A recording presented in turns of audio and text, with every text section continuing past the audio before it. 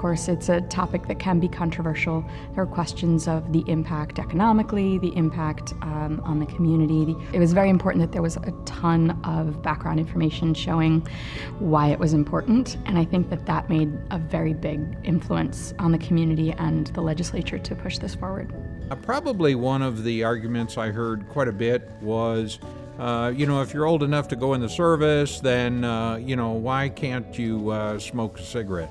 Well, that really got me more motivated because I'd spent 28 years in the service. We all know that in the military, readiness is critical. So I didn't buy that argument at all. We want our soldiers, sailors, airmen, Marines to smoke less, not to be sickened by this. These are tomorrow's citizens. These are tomorrow's taxpayers. These are people who, as they grow up and mature, will take their place in the community. And I think that if we can interrupt that cycle of dependence on tobacco, preserve their health, and I think that ultimately we benefit. Business owners were reluctant initially. They felt that we were going to hurt their business, and they had a lot to say about that. But I think for the most part, even with all of the negative, it's been pretty, in my opinion, pretty well received in the community. We have certain age levels of maturity for different things in our society. You couldn't serve in Congress when you're 18. You couldn't serve in Congress or in the Senate when you're 18. You couldn't be president when you're 18.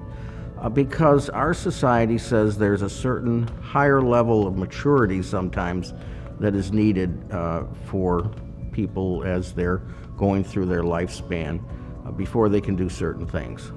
So I made the argument that yes, they can do some things when they're 18, but maybe if their brain isn't as developed as the science is showing, maybe we ought to raise the age so that they're not exposed to it.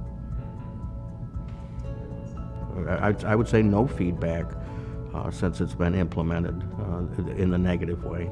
Our education system was very, very supportive of this and advocated, and in that process there were several people in our legislature that were no and turned it to a yes. There's been no pushback. There's been nobody that has called, written, asked to speak to revoke it. You will have a good future. You will have a healthier population.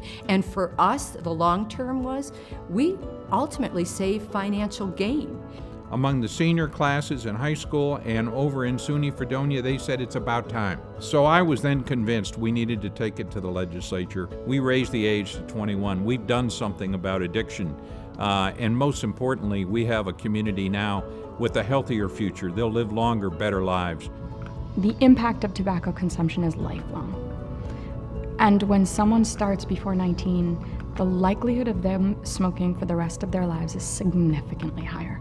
So the decision to make this switch from 18 to 21 has been shown to decrease the adult consumption, permanent, lifelong consumption of smoking tobacco, 12%, which is a huge percentage of the whole population.